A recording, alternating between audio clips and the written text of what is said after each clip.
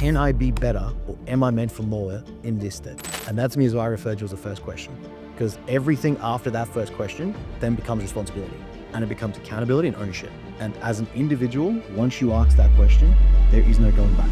Ben Mayfield Smith is a performance coach who's obsessed with helping people unlock their best selves inside and out. Through his brand, Athletica, and his podcast, The Matter Mentality, he blends high-level training, smart nutrition, and a winning mindset to help athletes and everyday people build stronger bodies and sharper minds. Perception of your potential is going to be limited by what those people also think. So if you're having conversation with people that are just about getting drunk on the weekend, waking up on Monday to do it all over again, just grind for the grind's sake, that's going to be what you perceive as possible. I don't think that the enemy is average. I think the enemy is the illusion that you're creating. You're just good. That to me comes across as arrogance without evidence. What's the model that you create that allows you to have repeated success year over year? The biggest thing for me. Welcome to the show. Thank you for having me as always. Oh my goodness, man. All the way across the pond. It's a big pond. Yeah. It is a very big pond. We figured out it's a 15,000 kilometers. kilometer pond. So where are you from? I am from Brisbane, Australia.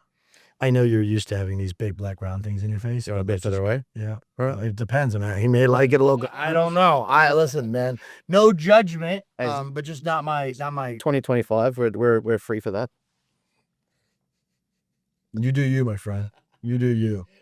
So tell me, so who is Ben? Who is Ben? Ben is a simple yet complex character. I would describe it as. Mm-hmm.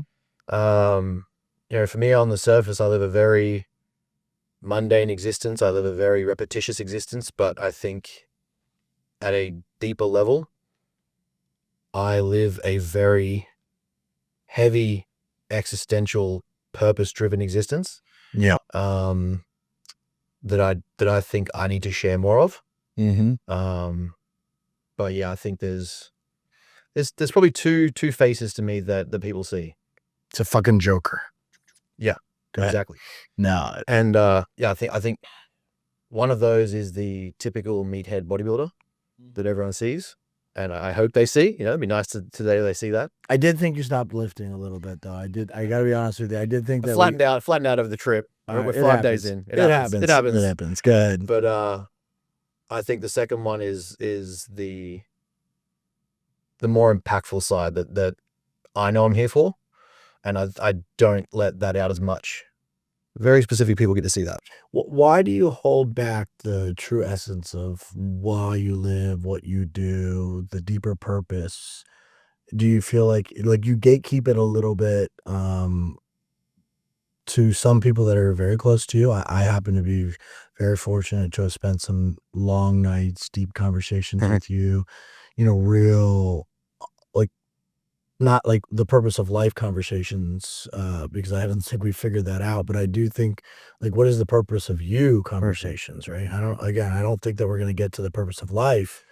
Every day we're going to be like, hey, let's solve this puzzle, but we are solving the puzzle of people, and we're solving the puzzle of the power and purpose of why we're here and what we're doing. Why do you hold that back? I think for a long time, it wasn't something that I was allowed to believe. I don't think it was something that it's not very common in my family. It's not very common in the culture that I grew up in. It's not very common in the tribes and the people that I was surrounded with, to think that you're here to do something different. And so a lot of time for me was masking, and it was like hiding the true reason away and trying to just fit in. Where were you trying to fit into? Where's this from? Give me a little. Well, I think a little story. Where? Growing up, what type of family that caused this? What was the thought process? If we were to put it down to it, my family is very blue collar, as you guys call it over here. Working class. So my dad was a construction worker, laborer, tradesman. Mum worked 1 to 2 jobs. She was in retail, business management, corporate management. So we were very, working class family. Sure. And the expectation was, you get a trade, you get your education, Dad's position was, oh, nailed that, look at that. Dad's position was always get your trade first, have that backing, and then go do your thing. Safety. Exactly. It was always safety. Don't push the envelope, because if you push the envelope and if you upset the apple cart, then what are you going to do? Risk, right, Yes. is a big concern for people in that mindset. You've always been a risk taker because you've bet on yourself. Why? Like, where did it shift to say, you know what, this isn't the life for me, and I wanted to actually start. I'm going to make the investment, but in an area which I get to choose. I think it had always kind of been there. I think there was like, I recognized that it was always there, but I think it took Dad passing away for me to realize that it was no point playing small. Yeah. How long ago was that? So that was, I'd say celebrated. The anniversary of him passing 7 years ago. I say celebrate because I view it as celebrating the fact that I got to exist when he did. Yeah. So for me, You're celebrating a life that impacted and changed yours. Exactly. So for me, yeah, that 7-year mark was like, that was the click moment, the light bulb moment that said, all he did was work. All he did was work on the things that were, physically demanding, laborious. They weren't, it was suffering for suffering's sake, and it was suffering to provide. But yeah, and Jim Carrey has this famous quote of talking about his father, and something that I kind of resonated quite heavily with was around the idea that you're going to suffer regardless. You're going to suffer no matter what. So it's in the only logical position for me that I suffer towards something that is going to make a difference and that I'm here to make an impact on. Yeah. What's that difference? I understand that those moments maybe unlock that concept, but what's the difference now that you're driven on this earth for? I think it's just really started to click as belief. Like I started realizing a lot that I wasn't like everyone else. I wasn't normal. I didn't fit in places. I was very specific. I was constantly trying to push myself. I realized that every time that I tried to fit into a room, it wasn't because the room was making me better. It was because I thought that's where I had to fit in. That was the expectation. And that led to a lot of limiting belief. It led to a lot of, you speak a lot on environment. Yep. The first book that I ever put out was an ebook on environment. Interesting. And for me, that thing was, your thoughts are limited to the potential of the room and the people that you spend time with. The perspective, the perception of your potential is going to be limited by what those people also think. So if you're having conversation with people that are just about getting drunk on the weekend, waking up on the Monday to do it all over again, just grind for the grind's sake, that's going to be what you perceive as possible. And I always felt uncomfortable in those rooms, not because I was better than, not because I thought I was better than, it's because I just didn't belong. And I was always feeling like I was shrinking myself to make that fit. And I think once that situation happened with Dad, that was a moment where I was like, I've got to change these rooms. Like, I know that I have something else to do. And, another quote, Steve Jobs, we only have so long to do a great thing. That for me was like, well, I've done 30 years, 26 years at the time. I'm only Dad died at 59. Just by that equation, I'm nearly halfway to the number that he was. And you got to look at, like, not just in business and sports and life surroundings, it's really hard to break free of the genetic structure that you're in. There's always kind of like this, I don't want to say missing link, but there's always some sort of an outlier in a family line in the DNA. Genetics play a huge role in sports. People don't want to like admit that, like, that's a big deal, but like, I grew up in Miami, I'm a coach before I'm actually an adult, really, in the sense of before I'm educated in that environment. Like, before I'm controlling and helping people's lives as a coach before I even figured out my own. And I was an amazing coach when I first started. You talk about a top 10, pick in the draft as a first pro. You're talking about a medal winner in the Olympics when my first Olympian. And it's like I moved from there to different parts of the country, and apparently I became a worse coach. Why? Right? Not because I was actually that good when I was getting started, just as I was in an area where you could hit a rock and hit a stud athlete. And there's just such a congestion of a group of people at high performers. Mhm. And I think that makes a difference. Like I grew up in an environment where like sports was life and sports was also a way out. Where like where I live right now, it's a very strong academic environment. And I would imagine if I grew up today where I live, I probably wouldn't have the same maybe risk palette. I probably wouldn't have the same I don't know if it would be drive because my parents taught me how to work, but I definitely think the situation would have been different. And in this situation, looking back at your life, you know, you do take some of the lessons that your parents have given you, you know, your family, the surroundings, but there's a lid on you, right? There's like, you're supposed to like do your job, you know, like Ben, do your job. This is your role. Know your role. And I think that knowing your role is important, but if you believe you're meant for more, then you got to give it a shot. Yeah. I think every man wants to find their limit, and you're pushing the limits on a daily basis. But I don't know if you're pushing them physically, you're pushing them almost like intellectually. And then like the physical part is like, it's actually quite predictable. People don't realize like if you put the time in training wise, like it will get you that result. The thing that you're doing that's a little bit unpredictable is the intellectual limits that you're trying to find, because you have a high degree of what I would call intellectual curiosity. And it's just, you're always interested in things. I think the first question to that point is, do you feel as if people that were close to you held you back from being able to kind of get in new rooms or new environments? Because you do show up different. Yeah, I think there was degrees of that. Oh, Jesus. Cuteness. You could keep that. That the belief that perspective was true. And yeah, there was always members of the family, there was people around me where it was like, this brother was the smart one, this brother was the sporty one, you were that third one that, you know, what do you actually do? And I was like, realistically, like, this is what you're probably going to be. Which one were you? Oh, I was the third one. Got it. I was the third one. And so for me, it was like, I didn't believe that I belonged in those rooms. I didn't believe that I could actually do more. I just thought, yeah, that was what I was supposed to do, and these are things, the place I was supposed to be. So for me, you know, to figure it out really is I just kept realizing that I had to try and find a better way, because I was always out shunned by someone. I was always out dissed by someone. And so for me, Inside the family or outside? both. The reason why I say that is because there's a lot of testing just on like the numbers game of family genetics, right? Where, you know, the oldest one is probably doing the most proper job, right? You know, but the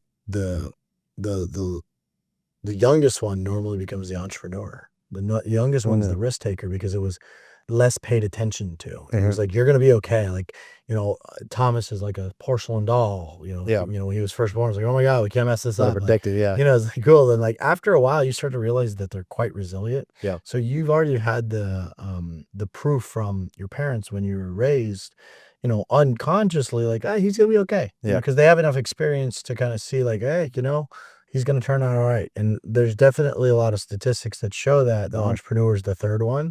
There's a lot of stats that show like you're the risk taker. Now, were you the athlete too, or were you just this like, you know? No, so I was always all academic, always involved in sport. Like until the day of my car accident, I always believed that my thing was to play rugby league. I wanted my next contract. I wanted to get that contract. I wanted to make this team. Like my life was predicated on, this was the path. Play sport, get my trade, do my job. Maybe I make it to 30 and play professionally. Maybe I make it to 25, play professionally, semi-professionally, whatever it might be, retire, go do my trade. It was the textbook play-by-play for everyone in my area. You played sport. Like I grew up 5 years old playing rugby league, 4 years old playing cricket. And my brothers were 2 years and 4 years above me. So even before I'm playing, I'm watching them play, or I'm around their team. So it's always been ingrained in me. It was, I think, the car accident that gave me that redirection. But up until that point, that was my belief. But again, this goes back to your point of, you know, did I think it was going to be different? It was never play for fun. The fun Thank you came so for much. me. Thank you. I don't do iced coffee, by the way. I'm all about that hot stuff, and I just like my coffee black because I'm sweet enough. Thank you, Laura Croft. Appreciate it. Black is beautiful. And so for me, it was always, I realize now when I look back at it, there was kids in my teams that I used to push because they'd only turn up to the game. They were there to have fun and they were there to socialize. And in my head, I'm like, we're here to win. We're here to play. I suck at this. I need to get better. I'm not making this team. I need to know why. And that was, 20 years of that. I think I played from 5 years old until 21, 15 years. That was everything to me, was how do I get better to make this happen? And I didn't realize that wasn't every kid's experience playing sport. No, some kids, most kids not experience. It's the opposite. Yeah, there's some of them just play, and sometimes you play to play to win, play to, play to compete. Very different. Yeah, like there's levels to it. Yeah, and that for me, I play to win, but I understand that not everybody has gone through enough competition or enough experiences to understand that. Like sometimes you play to explore, and then it's play to play. Like I'm just having fun, and then it's play to test yourself, and then sometimes it's play to compete, and then it's play to win. When it comes to play to win, because you only get paid when you win, then it's different. And I think that what you were doing is you were searching out for answers. You've always been someone who's really good at asking questions. You've always been someone who's been, I need to know this answer. And where you struggle, in my opinion, from observing you as a friend over the years, is open loops. Oh yeah. They kill you. And I find that to be fascinating because we always want to close the loop a little bit, because I got the attention span of a goldfish, right? Yeah. That I tend to leave a lot of loops open, and they go, I gotta bring this conversation back. And half the people listening to this go, yeah, we wish you would fix that. It'd be a lot easier to follow. Let's get A to B. But you've had this kind of issue with open loops. And you need to solve those problems and figure them out. And I've seen you do that, where you'd be like, you will put your head down in a book for hours until you found the answer. You will get yourself in the room and be like, no, stop. I need to understand it. And you have a great ability to put yourself in the right environment to learn the things that are questions right now in your life. Where, was there always whether it be academic or athletic, socially, was there always this concern of I had to be right, I had to win? Yeah. One of my favorite stories that, again, it didn't click. I think I've really just figured out how I learned and who I was as a kid only the last few years. And it's taken a lot of work, but one of the reasons why I say that is I look back at things now and I'm like, oh, that's not normal. And I still remember to this day, Mum was the team manager when I was under 7 years old, playing childhood football. And she did these player profiles at the end of every the end of the year. Every player filled in their survey, answered the question. 7? At 7. That's great. It was cool. It was like, what do you want to be when you grow up? What do you want to do? And Ian goes, I want to be jacked. At that point in time, it was there was kids writing I want to be a carpenter. I want to be an electrician. I want to be a garbage man. I want to play, this sport. And for anyone that's ever watched rugby league or has heard of rugby league in Australia, State of Origin is the game. It's bigger than the Super Bowl, our version of the grand final. It's bigger than doubt. It's the sport on the calendar, middle of the year. It's our version of an all-star game, but the intensity isn't to have fun and do cool shots. It's to break the other person. And for me, I was 7 years old and I wrote, I want to play halfback for this team.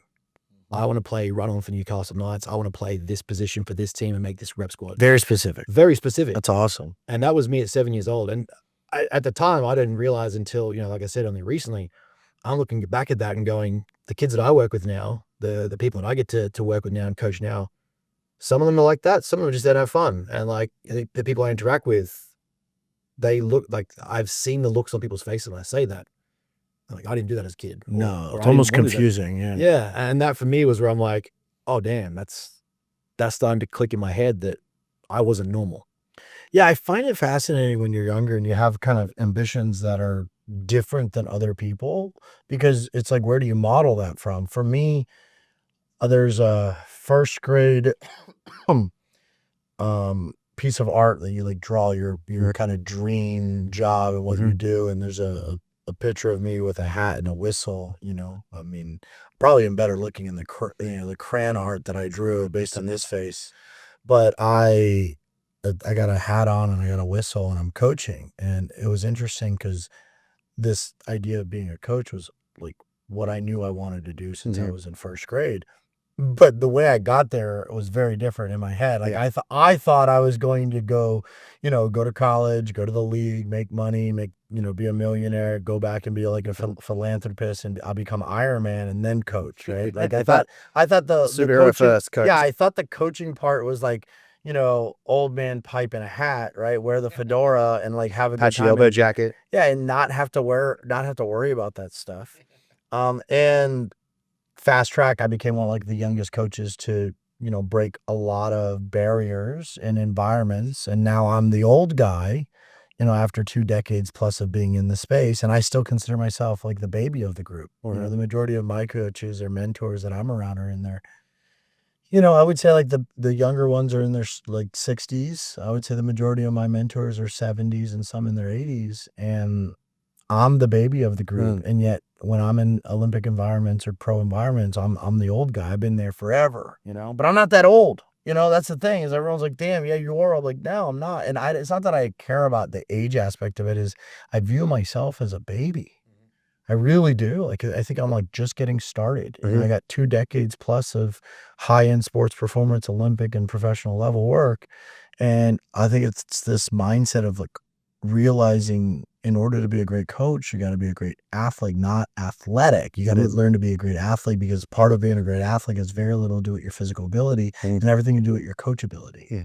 And you have this ability to be a great student and pursue things. And you're like, I have been around you long enough to realize that no one's going to put a barrier in front of you that you won't break it down. Like you have a little bit, of like Marvel DC character in you. And I find that a little bit cool. It's like, I'm not going to say that you're Superman because you lack the body, the short shorts may give it away, but you have a little bit of like supernatural ability to break through like mental barriers, and you get really frustrated at yourself, but you don't let anyone else see it. You're just like, all right, I got to do enough work until I kind of come out of this box, right? So you may tend to come out of the phone booth dressed as Superman and people see you like, oh man, Ben's put together. But I've seen you when you're actually like, I need to go into like a deep state of work. So what about when you go into that like state where I have to learn, like I got to get answers to this before I talk to the world. Like I'm somebody who like talks to think, and then I kind of get quiet and then I come back with an answer, but I make quick decisions. You're someone who tends to, I need research, I need understanding, I need to start connecting dots, right? This unknown to a known, and I start to put it all together. And you're very, very, research and science based, but then you're also quite practical. Where did you develop the skill of research? The funny thing is you say that is one of the first things we started doing with Matter. And you can see Brooklyn will attest to this. Going back before I quit the last job that I had before we went all in on it, we just said that's what we're doing. Well, was one of my biggest gripes in the industry is researchers and lecturers, professors, talk to other researchers, lecturers, and professors. And I hate it because all it is jargon and repetition of intellectual arrogance a lot of the time. And they're simply trying to out language other educators. And the way they write their papers, now I understand it, peer review process, everything, I get it. But to the average person, there lays this gap then. And I was that average person. I was not good at, understanding deep scientific concepts, thoughts. Like I would ask questions. Seriously. Yeah, I don't see that. The Ben that I first met years ago and to this day is very highly educated and highly research based and highly intellectually curious and learning to kind of be a problem solver. See, I think, and that's the thing for me, that was the thing, is that I was intellectually curious, but I was not good at getting the answers. I had to get good at researching and finding out how I learned. How'd you do that? this is the thing. I had this conversation with Brooklyn only this morning on going for a walk before we kicked off the day. Let's clarify things. He goes for like a wind-up doll waddle. He doesn't go for a walk. It's a penguin strut. Yeah. And I said to her, I wish I could go back to some of the teachers that I had, because I realized at the time what they were doing is they'd identified how I learned, even if they didn't realize they were doing it. They applied a subjective concept that I was very passionate about to an intellectual point they were trying to teach. The things that would land, like, we spoke about this yesterday, history, sports, performance, these things, the teachers that helped me the best were the ones that added a subjective component of one of those things to the point they were teaching, and then I was just fixated. And from that point on, I was like, it didn't click until I got to university and I was a mature age student. Like, I'm in my undergrad, just this close to finishing.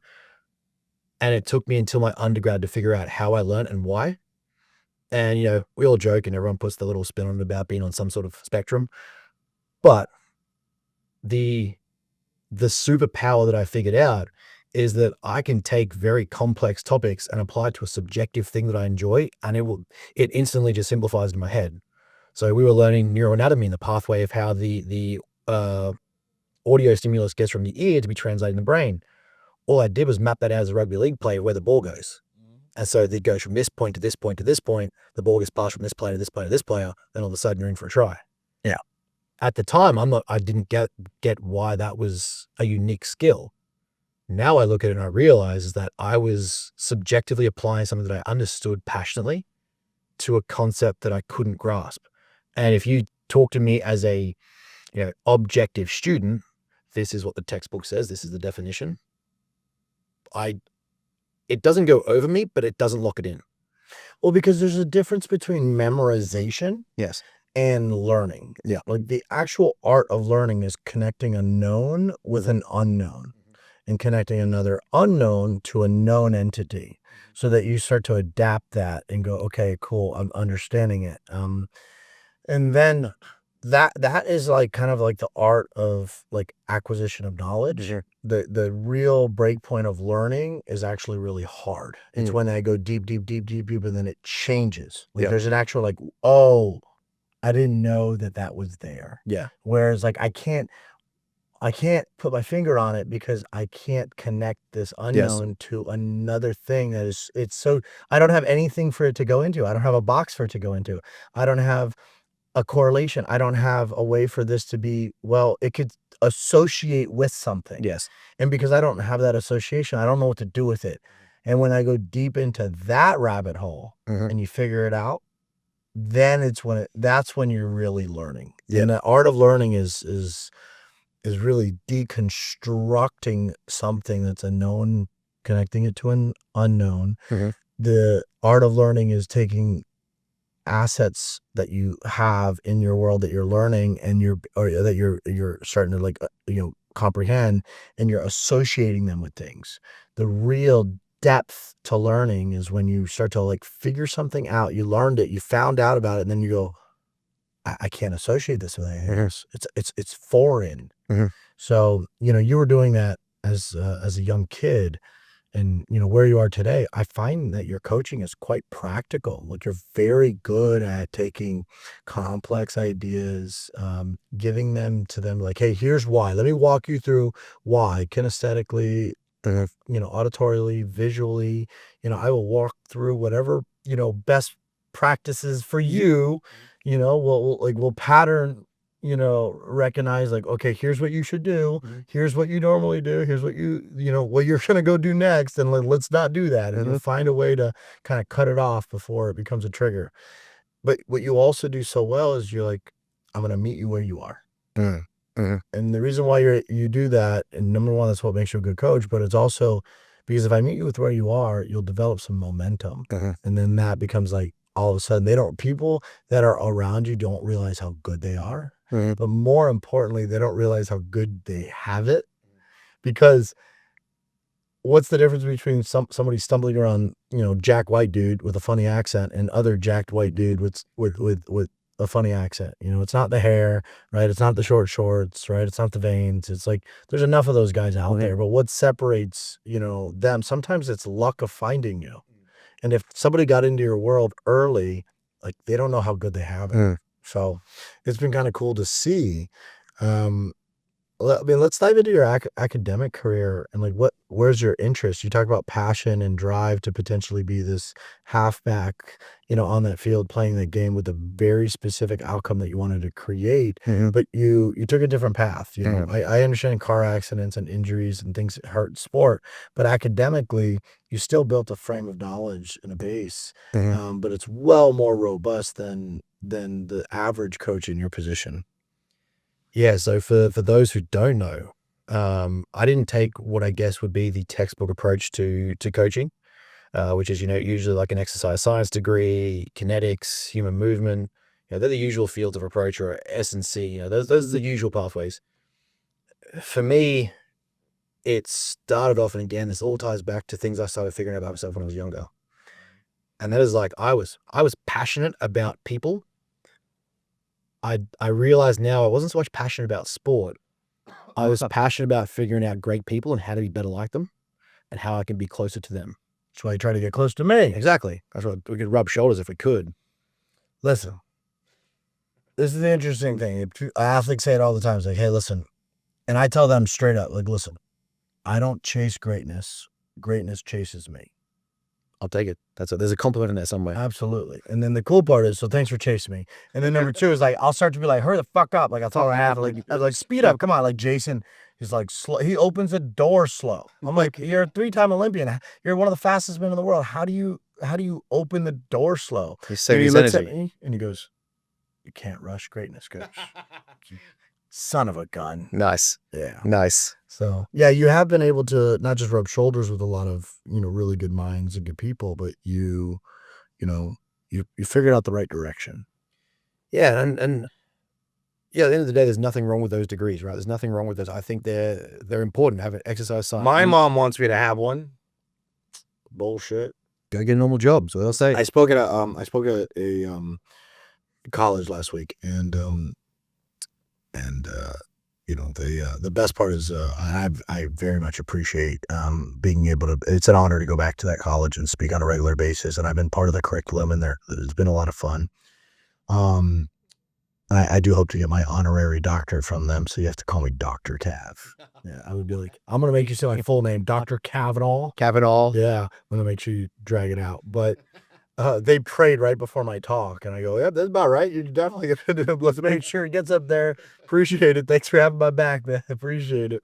But I think that number one, I do believe academics still play a critical role in people's success. Like I'm an avid learner, and you are as well. Now, there's a lot of energy going into your uni right now and your education. Where's your formal education?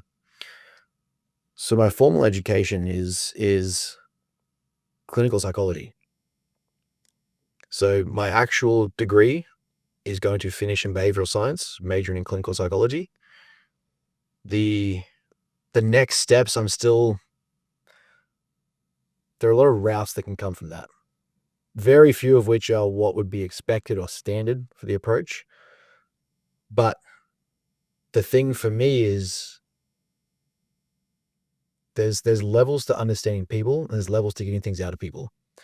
Yeah, in a perfect world, we just say we want this from a client. The client goes, does it. The athlete goes and does it, and it happens. For the average person, you look at like a Michael Jordan. The average person. Let's look at the greatest basketball player of all time. From the average person to looking at a Michael Jordan. I just want to clarify this. I just want to make sure we understand. The average person, greatest basketball player of all time. Not LeBron, by the way, so America's going to love me for that. It's not even the top 3. Let's just establish that, okay? But for me, it was always... Not hating on LeBron, all you old heads and unks pissed off at me, because I'm telling you the truth. Just letting you know that MJ's the GOAT.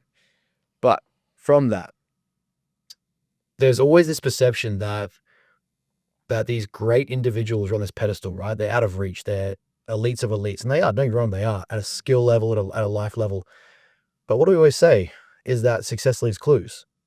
But a lot of the time when we look at that, we go through that situation, we have these conversations, You speak to the average person and it's more resentment or disdain for that great person.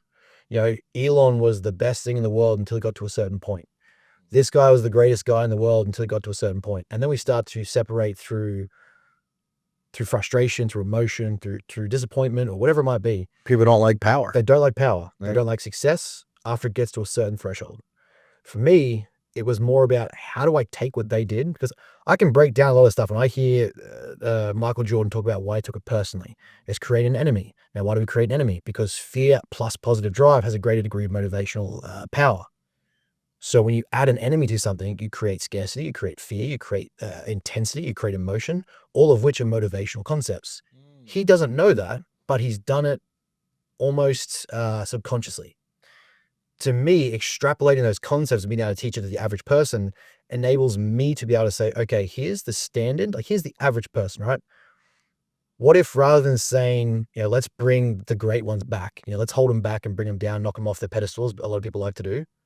Instead of that, why don't we raise the bar? Why don't we raise that threshold to which the average person lives? Average, yes, it's a bell curve, but we can shift that bell curve. We can get more of the percentage of people better. You think so? I think so. I think there is How? standards, execution. Most people have low standards. Yeah, and that's I think the greatest enemy is not average. I don't think average is the enemy. I think average is the enemy. I think it's the individuals that believe they're great, and it's this illusion because they're actually just good. It's like, I think that there is too many people out there that are like, man, I'm the best. And you're like, dude, you just got your butt kicked. How can you not realize that the score is equal to you losing, or you just got knocked out? Or how can you have the confidence after knowing that you haven't won anything in your life? You know, there's hundreds and thousands of kids that want to pursue an Olympic dream. And then there's some people that, hey, they get to participate in the Olympics, but even those people aren't the ones that win. The ones that are on the podium, I don't really care what the color is that you get. You know, gold, silver, or bronze, you're the best. If you're on the podium, you're the best. Everyone else, you haven't won. Why do you feel like you're great? I don't think that the enemy is average. I think the enemy is the illusion that you're great and you're just good. So that to me comes across as arrogance without evidence. And I don't have a problem with people pushing themselves. Let's say they don't win. I teach this to my clients all the time. In a sport like, say, bodybuilding, right? That's what I do. It's the field through which I deliver a degree of high performance. I use bodybuilding as the vessel I do that. Sure. It's a subjective sport. You cannot control. Once you step on stage, there's about 0.5% things you can control is going to dictate the outcome. So to me, let's define a criteria of success that is completely outside of whether or not you place. Now, I want you to win. I'm an athlete as much as I'm a coach. I want you to win. I compete as well. I'm a competitive bodybuilder. I get it. But there are certain degrees of things that are outside our control. Does that mean you can't show up as the best possible version of you and execute at a high standard every single day? Absolutely not. There is nothing outside. There's nothing to do with the podium and where you finish. That means you can't show up as a better and better version of you. And I said this morning with one of the colleagues that we have here. One of my favorite things about bodybuilding is a philosophical quote that no man enters the same river twice. He's not the same man. It's not the same river. You don't go into a show ever the same person, and it's never the same conditions. But you can go in there better. Each time you can show up and improve. Each time you can show up with the standard being ticked. Each time you can show up with the boxes ticked. There's a high degree of performance about it that you can live by. And that's the standard that I see we can raise. So even if we say, like, you know, these greats, the Jordans, the Kobes, these guys are at this insane level, there is something that they've done that we can extrapolate. And my job in what I study isn't so I can talk about someone's traumatic experience or talk about, you know, someone's bipolar or, yeah, those are real things. That's not why I study clinical psychology. It's not why I understand the brain or why I try to understand people. It's because we live in this illusion that good enough sometimes is I don't want to say good enough. We live in this level where operationally people just want to get, like, they just think that getting by is all we're here to do. And to me, I think that's fine if that is truly what you want to do, but there is a degree to which we are all capable of doing more things at a higher level than what we are currently doing. And how you show up and do those things, I think, matters. So for me, if we're, I don't care if it's, I usually find a client, an average person has about 4 domains in their life where they really execute. Like if we were to categorize their life, it'd fit the 4 things. What are those? So they're different. Everyone has a different, like their different priorities of the different domains. So for me, it's my relationships, it's business, it's study, it's bodybuilding, or the pursuit of physical development as a physical representation of growth. Okay. I use bodybuilding for that. Those are my 4 things. Now, in this area, domain, whatever it is you're doing, you can show up better in those things, and each one of those is going to elevate you as a person. You can show up in your relationships better. You can show up in your business better. You can show up in life better. You can show up in your, as a student. Compounding too. When one really goes well, it leans into the other ones. We try to figure out that, like, I look at it like a domino effect, right? What is the one thing that actually kicks it off and creates that domino? There's this philosophy that I've been working on that, we've got some big goals. I have certain things I want released by the time I'm 40. I've some big bicep too. You might as well bring some big goals to go with it. Exactly. There is something chest, not so much. Traps get some work. It is some work. Delts are a little late. They gotta just get a bit more cap to them. Anything I could do to like make a bodybuilder more self-conscious. Trust me, there's plenty. There's plenty. I could embarrass you by taking my shirt off. I don't do that. It would definitely make you want to stop the I'll podcast. have to get the drool off my face a bit. All right, go ahead. There's a trigger moment, and it's something that I've started phrasing as the first question. The first question doesn't have to be this exact question, but it's always a philosophical first principle. And that is usually in those areas, I'll have a client map those out, and in those 4 domains, all I want you to do is ask a question that goes something like this: can I be better, or am I meant for more in this thing? And that to me is what I refer to as the first question, because everything after that first question then becomes responsibility. Yeah. And it becomes accountability and ownership. And as an individual, once you ask that question, there is no going back from it. That you could try, but it's a bell, and when you can't unring a bell. Exactly. So once it happens, it's like I have to acknowledge it. Exactly. And once it's asked, man, the light bulbs are start going off. I've seen this. I've got 17-year-old kids. They think they want to bodybuild because they want to be pro. They want to bodybuild because they realize what it's giving them even their age they're at now. They're training, they're structured. I've got one of my kids who messaged me and apologized because he went out for a party and he'd set himself at bedtime. I'm like, I'm not your dad. But at the same time, like, I respect what you're doing because I've been there and I wear that hat personally. And for him to be like, I apologize, I was out doing this and these guys stuffed us around and we're late and this thing happened. I'm like, man, you've already asked the first question. We're on the way. This is now a matter of when, not if. Yep. And that to me is if I can get people to just ask that question, we've already started the process of leveling up. Yeah, I think you hit on something that's really interesting, which is the accountability piece. And I think that it's lacking in today's society. It's also the one thing that as an employer that young employees need to have. If the young employee doesn't have accountability, well, then they wonder why they get frustrated with their work because it's just not happening. And you see that all too often as they get into an environment and they start becoming a victim. They start blaming things on other people. And it's the cool part of your coaching is it carries over to other parts of their life. The accountability in one area absolutely carries over to accountability in another area, as well as that first question carries over to more questions that they would both ask themselves and more actions that they would do, just like the accountability in one discipline carries over to more accountability in another discipline. And as you know, the traits, the abilities, the skills we learn in sports, that we learn through sports, that we develop in pursuit of greater things, there is no way that if you are genuinely set on growth and development, you can't take those and apply them to another area of your life. And one of my favorite things about this philosophy, this approach that I'm writing, that I'm trying to come up with, I'm trying to conceptualize, is that the more I refine it, the more I'm living it, I'm proving it. And that's where I think, leadership is for me, is not just in saying a lot of things. It's not just, I can say intense stuff. Anyone can say intense stuff. Anyone can say cool things on, a social media post, on a blog, whatever it might be. But there's nothing that I have said that you won't see me have done it. Either I'm doing it, or I have done it, or it's something that I'm telling you that I'm going to do and it's going to take place. So for me, it's like, that's the, to be able to see, it's almost like you see it in real time in action. Mm-hmm. So when I tell you I asked the first question when I was about 7 years old. I asked it again when Dad passed away. I asked it after my car accident.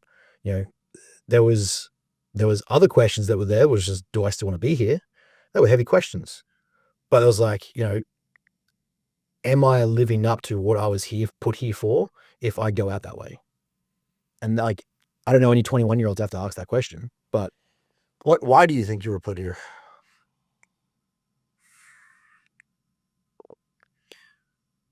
to make a difference. And I think for me, that's legitimately about changing the way we view the potential that we have to do things. Not all businesses have the potential to be good. Mhm. I think that we want to do good in this world, but there's some businesses that are there that their intention is purely power or status or to make money. What makes you feel that the work that you do is doing good in the world?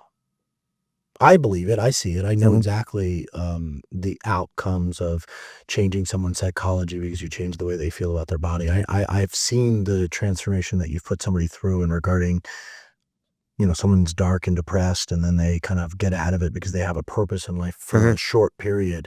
But why do you think that you're doing good in the world?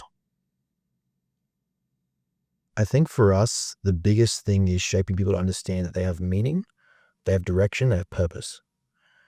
There is a lot of people that will blindly navigate this world, life, whatever you want to call it. And it's just meaningless. It's negative, it's depressive. And a lot of that stems from this fact that they don't have anything they're working towards. And for me, when I can see someone, I can take the philosophies that I am building, the concepts that I'm developing, I'm a very simple coach when it comes to sets, reps, and macros. I can tell, I have no qualms. I give all that away for free on about 1,000 hours worth of YouTube stuff. Yeah. But to be able to take someone and give them a purpose in life that is beyond what they currently thought they could do, and then watch them redirect their life to make that happen, especially in someone who didn't think it was possible first. If I get someone tell me that, I just want to come here to lose a few kilos, no, you don't. Not that exciting. Yeah. What's the real reason? What's the real reason why you're here? What do you really want to achieve? I've got guys who will come in to me and they want to feel good enough on their wedding day, or they want to lose some kilos, and they just want to put a suit on and look and feel good. I'm like, no, you don't. You want your soon-to-be wife to get to the end of that night and take it off and go, I am a lucky woman. And that I get to be this protector, this provider, this guy that she can depend on, she can trust that I get things done. I follow my word. When I say that this is going to happen, it happens. So we know what that builds in someone. We know like what that confidence gives people. When I say to Brooklyn that something's going to take place, she looks at me and knows that it's going to happen. When she is, if there's a doubt about the business, if there's we've lost some clients, or this has happened and the market's done this, we're good. I've got it. The kind of art of dependability is really, really important. Like the role of being dependable in a partner's life is critical to the relationship stability. Yeah. Because that, I guarantee you, most people's relationships are as stable as they are accountable and dependable. But most people haven't looked at it in that simplified way. No. But it's pretty much always comes back to that, because I don't think most people have malicious intent within their partner. No, I don't think Right? so Like either. to their partner, you don't have malicious intent. Mhm. But you do make actions that are very close to that malicious action. Like you would think that you're doing something Yeah. wrong. But if I truly understand that your intention's positive, why are you doing that? might be a little different. But it really comes down to like, are you dependable? And if you drop the ball, are you accountable? And let's look at those two things. You put that into a man who's just proven that he can go from, 30% body fat to 10. It's not the status of the fact that you have a six pack. That's cool. But it's who you became along the way. And I've seen you post about it. Me and you've spoken about it. I post about it. The win is almost irrelevant if who you become along the way turns you into a dick. If you become a worse person, in my opinion, because you won, I have failed as a coach. If your life is ruined because you won a gold medal, in the sense of, especially in bodybuilding, something that isn't objectively like you're just this talented at it. Yeah. If you got there and all of a sudden you turned into an absolute arrogant SOB and your life is ruined because of this pursuit, I failed as a coach. Because to me, the development of character and who you are along the way to that outcome taking place is far more important than whether or not we got there and you got that medal. And what happens is that's the real job. Like Yeah. the real job and the hard job is how much has that person changed into a higher purpose being. The easy part for me is winning. Like I think it's fascinating, but like I've deconstructed the ability in sport to win. I've deconstructed it. And for 20 years, I know how to win. And it's pretty embarrassing and frustrating for a lot of people that have never achieved, what it's like even for a little bit. Like once you get to the top, staying on top is really, really hard. But if you understand the mechanisms and you understand the models, there's a better model. And people are like, well, I'm doing this. So like, that's a grind. Yeah. It's not a performance model. A performance model is different than what you're doing. Yeah. And people don't understand that because they're just not used to being around that. I think I'm a big believer of like the environment always wins. The world learns from losers.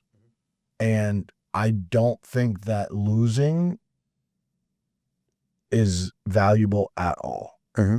I don't think that it does anything for you. I believe if you lose, you need to basically learn, all right, really, really quickly to change that behavior, because I'm willing to fail behind closed doors. So when my foot, is on the line and the lights are on, it matters. But most people are not willing to have enough skin in the game. Most people are not willing to have enough skin in the game to where every action makes a difference. And because of that, when they're practicing or they're competing behind the curtain, like where it doesn't matter, they don't take it as serious. Yes. But when you are playing a game that matters so much and they have so much skin in the game and their life depends on it, and every part of their waking being, their integrity is attached to what their word is and their commitment. And then when they show up for practice, like it's, the most important thing. When they do that and they fail in practice, they learn and then they make changes and they adjust. But because they don't have enough skin in the game, they tend to not take that failure in practice a big deal. And I'm much willing to fail behind the curtain so that once I step into the ropes, I'm ready to go. How is it that you get your guys to fail before the lights are on when they're on stage so that they're ready to go? So once they get on stage, because one thing that you've been able to do consistently is put different people on the podium year after year, predictably, and you may only work with one person, 2 people, and during that season that you work with in that category, they win. And it's been very similar to my world in sports, where I don't have a large team. Like the people that get to work with me, I have hundreds of people that want to work with me, but the 1 to 2 people that I choose per discipline, per environment, per sport, per season, like we're going to go all in, we're going to make it happen, we're going to win. And I've seen that pattern start to show up with you, which is the 1 to 2 people per category you take on season after season. Like I've seen multiple years in a row that I've seen podium purely because they were with you. And it was almost funny because I look at it and it's like, wait a second, there's 7 coaches fighting for, that spot, like that medal around the neck. And yet, there's one coach that has that medal and that medal and that medal, but that coach only had 3 athletes and that was you. And now we see like repeated success year over year. What has created what's the model that you create that allows you to have repeated success year over year?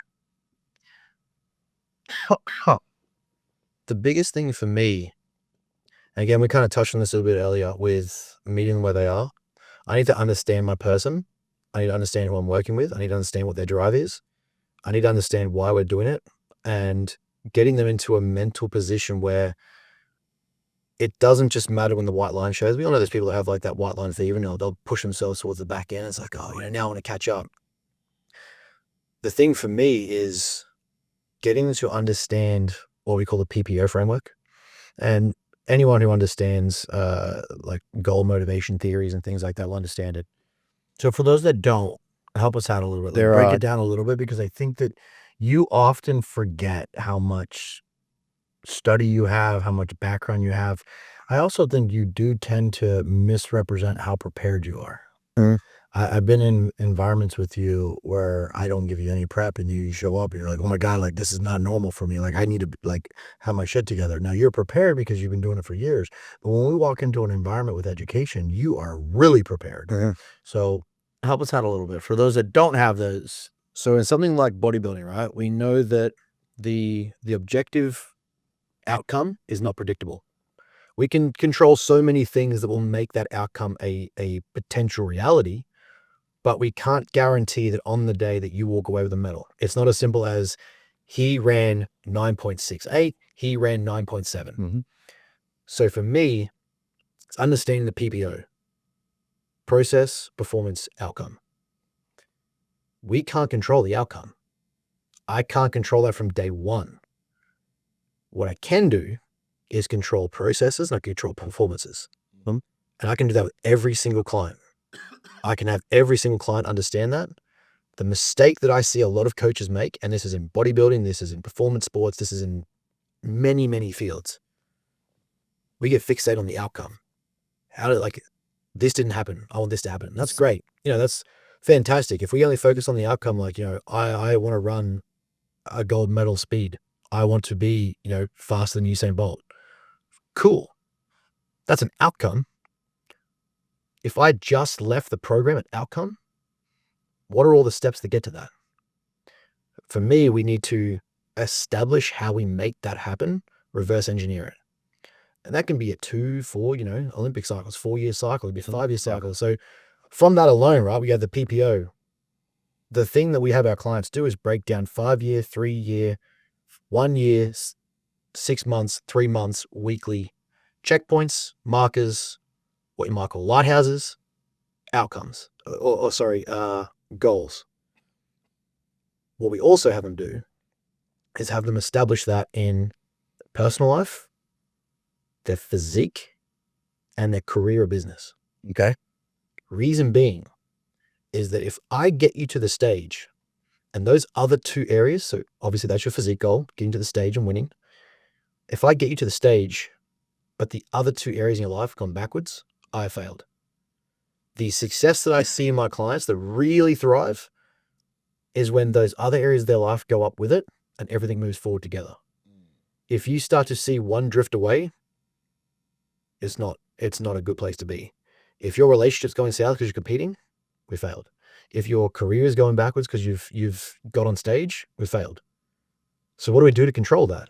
Well, every single day there are a number of processes you have to tick off to make that outcome possible. I don't care if you are running track, I don't care if you're swimming, I don't care if you're playing the NFL, I don't care if you're playing rugby league, I don't care if you're bodybuilding.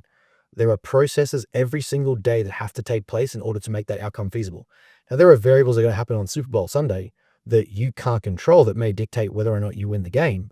But you as the individual can show up with every single process that you had for that season ticked off and know that the only thing left was whether or not the breeze blew left an extra 5 miles or whether it blew right.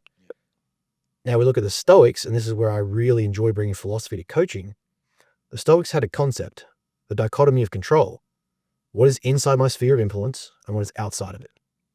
That's the PPO framework. That's really all it is. It's just looking at that and going, I can control the processes of each day. So what time do I wake up? What meals do I get in? How much sleep did I get? My step targets, my hydration, my vegetables, fruit, my manual treatments. Did I do my homework? Did I do my film? All those, that's processes. Performance. How did I show up in training? What is my identity in training? Am I showing up with intention? Am I executing every rep as if it's going to be, that's the deciding rep. If I do this rep this way, is that the one that's going to give me the medal? That's the stuff where there's performances each and every session add up. You compound that over 5-10 years. Again, it's a matter of when, not if. And then eventually the outcome takes care of itself. Whereas I think a lot of people get it flipped and they try to emphasize the outcome first and don't have the system in place to teach the processes and the performances. You think like, I've seen people, again, I don't like to bash people. I just bash ideas, or I'll attack ideas. Hulk smash. Yeah, exactly. I'll just rage quit about it. The coach, they'll just write a program, see you later. There's no checking on the client. There's no video reviews. There's no feedback. Now, again, I don't consider myself a biomechanics expert. But when I look at a movement and I can see that rep 1 looks the same as rep 15 in terms of cadence, speed, execution, the speed of repetition. If I don't see you grinding, then intention's missing. So how you're showing up in your sessions matters. I would say most people, like if there's one defining factor that separates everybody from like training, like literally, if there's one factor in the weight room specifically that I could tell you like is the biggest difference between certain people that have success and certain people that don't in the weight room. And again, I'm isolating that because I don't think it's the thing that actually is the success principle for sport. But in the weight room, purely intensity. Most people train very, very low intensity. I mean, there's a reason it's one of our 3 values as a company: purpose, consistency, intensity. That's without question an accurate statement. You go through life without purpose, don't expect to win. You don't have consistency in what you do, don't expect to reach purpose. If you don't have intensity of execution, you can do something half-assed consistently. That's great. You can do something badly consistently. The rule of 10,000 hours is full of shit. Yeah, no. Like I can shortchange. Those are like, are those 10,000 good hours? Yes. And do you really need 10,000 hours if the pathway to success is already laid out for you? No. Or are you doing 10,000 hours of bad learning? Yeah, you can master the wrong thing in 10,000 hours. Yeah. Well, even just the way you go about it is wrong. Therefore, it's attached to what you're learning. Exactly. So that even affects it as well. Yeah. So that there's a reason why those 3 are our key values. I do not believe that I can achieve the things I want to achieve in life without those 3 things. And you live it pretty consistently. It is pretty much what I do day in, day out. But that to me, that is our framework of getting these people to stage. And, like you said, I've done this now across. It took a while to really believe that there was a framework, that it was different. There was, like we could speak about it 10 different ways and make it as easy as possible. The sets and reps models are simple. Linear progressions, increase supplementation, decrease the deficit, reduce body fat over time.